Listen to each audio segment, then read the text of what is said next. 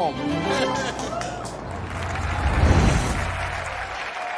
first in this three-way culinary battle, a young man in my apron. Caesar.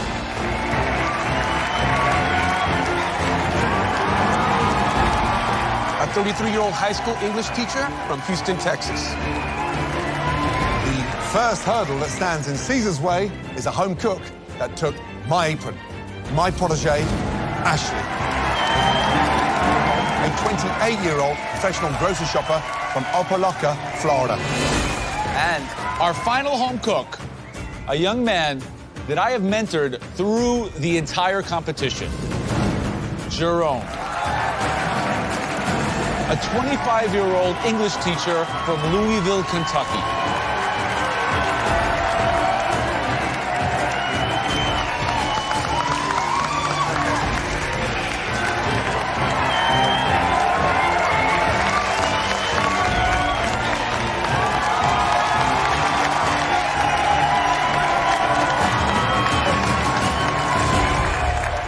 Now, throughout this competition, you've had a lot of obstacles thrown your way, including extremely talented opponents.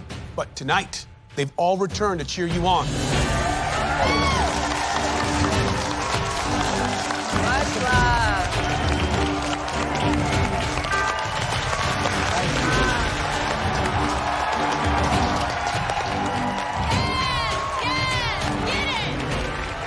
And then, of course, your family are here in the Masterchef kitchen to support all of you. Caesar, you have your mom, Maria, your sisters, Elda and Diana. Ashley, here to support you is your boyfriend, Damien, your father, Henry, and your mother, Aletha. Jerome, here supporting you tonight is your fiancée, Brandy, your father, Christopher, and your grandma, Elizabeth. It's now time to put together the best three-course dinner you could ever dream of. One incredible appetizer, one stunning entree, and one delicious dessert. Your reputations and ours are on the line. This time, there are 3 judges that want to win. And that means we expect a 3-course masterpiece.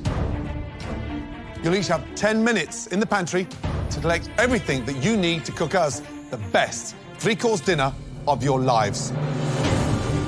Your time in the pantry starts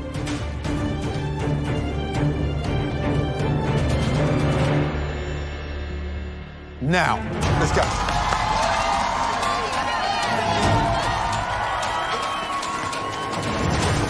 This is the battle of the century. Raspberries. And my money is all on Jerron at this point. Smoked paprika. He's been the underdog since day one, but his passion and drive for how he cooks is the reason why he's here. I have no doubt in my mind that Jerron is gonna be the next Master Chef. Gotcha, thank you. There's only one person that is gonna win it all. I think it's Caesar. He's got the knife skills and the food knowledge. He has experience. Under this pressure, he's gonna be focused and he's gonna get it done and hopefully come out on top. I want Ashley to win. Come on, from Miami. If I couldn't take it, somebody from South Florida needs to bring this home. Collard greens. Ashley is a powerhouse. She has become so fierce in this kitchen, and that is the attitude that you need to take this trophy home. Let's go.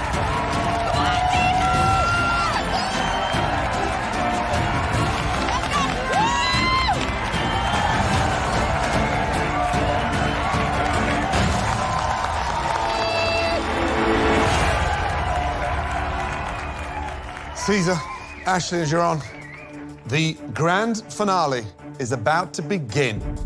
And of course, it all starts with the appetizers. Caesar, what will you be making for your appetizer?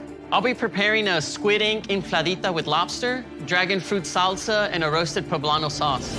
Ashley, what will you be making for your appetizer? Tonight, I'm preparing a pan-seared red snapper with spicy conch salad, malanga fritters, and an ahi coconut sauce.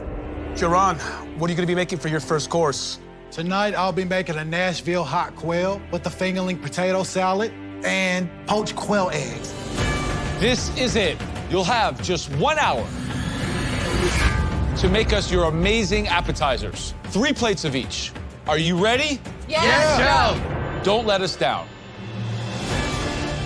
Your time starts now.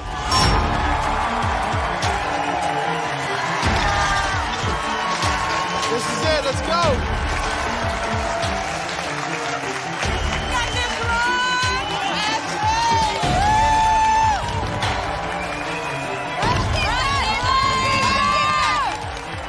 This is it. I mean, one of the most important nights of their culinary career. Also, a big night for us. For the first time, we are competing against each other. May the best judge win. We lit, baby. We lit. We gotta move fast, baby, tonight. Come on, y'all. Let's go. Come on.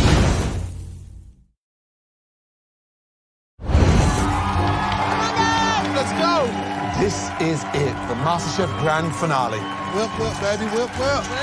Heard that. This year, we're mentoring individual talent. Yes, we're highly competitive, but we're going to be judges to all 3 of them this evening. If your contestant or your contestant gives me the best dishes of the night, Yes. I'm going to be with you in crowning them as America's next MasterChef. Jerome, he's doing Nashville hot quail. It's his audition dish. He's taking it from a chicken to a quail. Does he know how to cook a quail properly? He's never cooked a quail before. There we go. 30 seconds over the quail, it's going to be a dry quail. It's a big risk, but that's the kind of guy he is. He's taken the tradition, he's evolved it. The guy's honest, he cooks with a lot of heart, and everything tells a story. The way that Jerome could fall down is that his dish is too simple. The flavors are not elevated. Yeah, fingerling potatoes and quail's eggs. I don't know if you're going to elevate that. There's only so far I can go with that stuff. What worries me a little bit is his plating. He's made a lot of progress. It's still a concern. Where that team Ashley at? So, Ashley's appetizer, that pan-seared red snapper with a Floridan salsa with conch in there. She's playing to her strengths. She's cooking food from her back garden. But the idea of conch, it's a sea snail from the Caribbean. It's a very difficult shellfish to nail. Listen, if there's one person in this competition who can nail it, it's Ashley. Another habanero, some mango. You know what, Ashley, using so much fruit, are you concerned that sometimes managing the sweetness and acidity of fruit, whether it be citrus, mangoes, pineapple? That's a good question, but she's got 2 proteins there, the pan-fried red snapper and the course of conch. So, you need to balance that up with the heat, the sweet, and that level of acidity. You got this, Caesar? Sorry, little guy. Oh, gosh. I apologize before doing it, all right? Caesar is taking a very humble ingredient like the corn tortilla, elevating it by putting squid ink into it, frying it, so it can puff up and house all these beautiful lobster and different elements in there.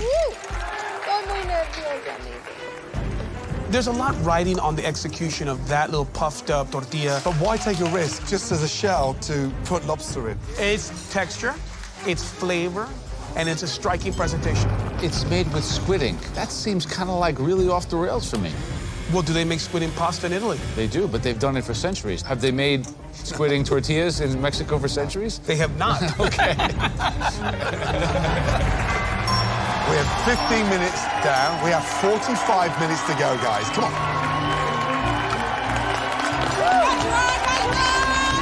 Okay, Jerome, tell me about your appetizers. What I want to do tonight is to elevate my Nashville hot chicken by doing it with a quail. Quail is much bonier, much smaller. The It meat's is. dark, not white. Will it take the spice? Will it take the heat? Does it translate? Are you taking such a big risk with swapping out quail for chicken? Can you make it work? I can definitely make it work, and I'll let you be the judge of that. Eye on the prize, baby. I'm bringing it home for us, you know? We can go to Italy. You want to go to Italy with me? I do. I want to go, and you got to make sure your mother's there. If we go to Italy to meet my mama, you have to pay because you'll be $250,000 richer, I think. I'll pay for you. You'll pay for me. I'll pay for you. Do you speak Italian, Jerome? I don't, but you know what? I'm a quick learner. I'll leave you one word. Buona fortuna, my friend. Good luck. Thank you. Thank you, Joe. 30 minutes remaining. 30, heard? Let's go, Ash. Right, young lady. Yeah, chefs. Give us an insight to the dish. Living in Opa-locka, you live around so many different cultures. My grandfather has roots in Bahamas, so that's where the conch salad representation is. I have an aunt who's Peruvian, so that's why the sauce has that theme. And then, you know, in Miami, you can get locally caught seafood all day, every day. So it's a representation of my childhood and my foundation in culinary. That's